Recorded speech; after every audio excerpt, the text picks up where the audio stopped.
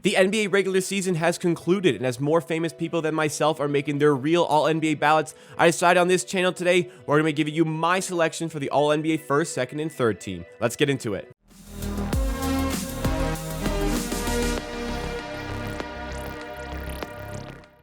If you guys don't know, this is the second channel in the Amateur Hour Production Network, Amateur Hour TV, where I go through additional NBA content, often related to the Toronto Raptors, but for today, just making my all-NBA selection. So make sure you subscribe to the channel, drop a like if you enjoy, and check out my main channel, Amateur Sports, for more specific Raptors content. So I decided to make a tier list here to help along with the process. Top three tiers here, pretty straightforward, just my first, second, and third team for all-NBA. The fourth tier here is the players I'm just sick to my stomach for having to leave them off of the team. I tried so hard to get them in. Not everybody can make it. I feel really bad about not putting them on an All-NBA team. So please, I beg for your forgiveness.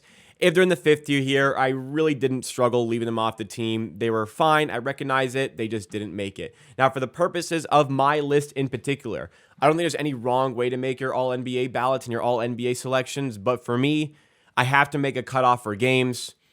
You got to have played 55 games or more. I think that's lower than the cutoff should be. I'm happy that the new CBA has a 65-game minimum for all NBA teams for next season. That's getting implemented next season. But you got to play games. Your value as a player, availability is the best ability. I had to cut off somewhere, and I decided to make the hard cutoff at 55 games for the purposes of this list. So keep that in mind. Also keep in mind that the way I make my selections, it is partially based off games played. So if I have a superior player lower than somebody else, it could be as a result of games played. So I'd rather have the superior player for 50 games or the inferior player slightly, but for 67 games. Well, often I'd rather have that much higher amount of games. So that's how I make my list. Again, keep that in mind. So let's get started here. Let's not waste any more time. First of all, for my All-NBA first team, Giannis is going to make All-NBA first team. He's going to be a finalist for MVP. He has an outside chance of winning it, but shoe in for All-NBA first team. And by the way, this is a random order for this decided by tier maker. So hopefully the list can randomly provide some tension. I think it just might. Second player, also going to be All-NBA first team, is Luka Doncic. I recognize the Dallas Mavericks fell off a cliff. Their defense has been horrible. Doncic is a bit of a reason why. His defense sucks, and half the time he's complaining to refs instead of playing defense. But I cannot take away from how insanely good he is offensively and the impact he has in the game. That Dallas Mavericks roster construction was absolutely not it this season, but he's been good enough for me to make all NBA first team. Third player here, Bam Adebayo, and this is the first one. I am so sick to my stomach. I tried so hard to get this guy on one of my all-NBA teams. In the end, there just wasn't enough room, but his defense has been as good as ever. He took a jump offensively I did not expect. He's been so good all over the floor. His offensive game is really underrated this season, but I just could not squeeze him into my third team. Another player, shoo-in for first team, is Jason Tatum. I think every single MVP ballot is going to have him as fourth. He's been outstanding, just not quite an MVP finalist, but he has been good enough to make All-NBA first team that no discussion is required. Next player, AD.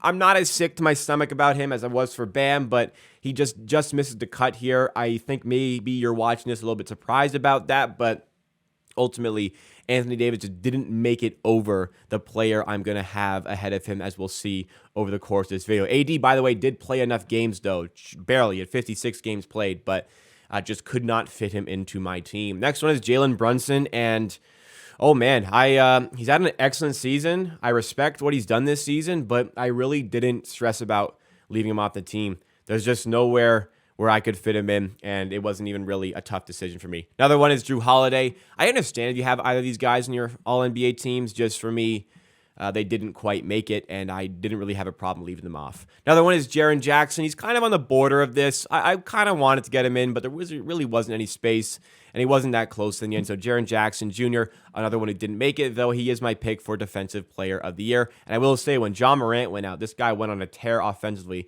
that I didn't know he had in him. Next one is Trae Young. Man, he's been so good, but I really didn't debate not putting him on the team. He's been so good. I think he's been underrated. People kind of disrespect how good he is. He is so sensational, but he's one I didn't really have a problem leaving off my team. Next one is Ja Morant. Same boat. I mean, I'd love to get him in, just didn't quite have anywhere to put him, so didn't have an issue leaving him off. Next one's Joel Embiid, and this is also going to showcase my MVP pick. Look how they put them beside each other here on Tier Maker, but Joel Embiid is my pick for MVP very slightly. I just can no longer overlook how bad Jokic's defense has been this season. It's taken a step back. Jokic has just been absolutely sensational on both ends of the court, especially with what he's working with defensively with the Philadelphia 76ers, with guys like Tyrese Maxey, James Harden, Tobias Harris, who can't play defense. Joel Embiid just edges it, and defense is a big reason why. There's not a huge gap. Now, Jokic is the better offensive player, but there's not a huge gap there. There's a huge gap defensively. So, Joel Embiid, first team. Jokic, second team. Jimmy Butler. Wow. Has his defense been outstanding this season, mixed with the great offense he's displayed? Jimmy Butler makes my All-NBA second team. Might come as a surprise there, but Jimmy Butler, I have been immensely impressed with him this season. Next one is Julius Randle, also makes my second team. Wow, Julius Randle, he has been unbelievably good this season. The Knicks have been excellent. He is a big reason why. I think he's a bigger reason why than Jalen Brunson. His offensive game has just been even better levels than his first All-NBA season. The rebounding being in the double digits is incredibly impressive. Yeah, the efficiency isn't quite there, but his impact on the winning in New York has caused me to push him into the second team here. And I think he's pretty near a lock to be on an All-NBA team. Like, if he's on your third, I can't really see people leaving him off their team. Julius Randle has just been outstanding. The defense also taken a step up this year, which is, for New York fans, at least good to see. I bloody hate the New York Knicks, though. All-NBA second team as well is Damian Lillard. If the Portland Trailblazers were better, wow, 32 points per game, doing what he does with the efficiency he has, he could easily be first team, but going to leave him on the All-NBA second team. I hate to penalize a guy for record because it really shouldn't matter as much for personal awards like this, but for Dame, man, it's such a knife. It's on a knife edge putting who on which team. So I got to falter a little bit and put him All-NBA second team. Finally, we have a member of our All-NBA third team here in Donovan Mitchell. What a season Donovan Mitchell is putting on. I did not know he had this superstar level in him, but evidently he does. He makes my All-NBA third team. Never considered putting him on the top two teams, but he is definitely a third team player. Evan Mobley, getting some DPOI love. Looks like he'll make all defense. Was not close to making my All-NBA teams. No disrespect. He's been sensational on defense. Offensive game has to take a bigger step for me to consider even putting him in my teams. Kawhi Leonard is a casualty of the games played. Only played 52 games. He doesn't make it. Paul George, however, he played 56 games. I still didn't even consider him to make my team. There's just better players who are on these teams instead of PG. I respect PG's game, but he didn't make it. LeBron James hits the threshold. LeBron James played 55 games this season, exactly on the threshold. No, I did not create that 55-game threshold specifically for LeBron, but he got his 55. I'm going to knock him for games played, though. He's still making my third team because, man, I'm taking LeBron on 55 over some other guys in like 65, 70 games played because he's just that good and that special. But he's not good enough to dethrone any of these players in the second team. He makes my All-NBA third team. And this comes the big debate of the video. Markkanen and Siakam. If you have been following along, there is one forward spot remaining. And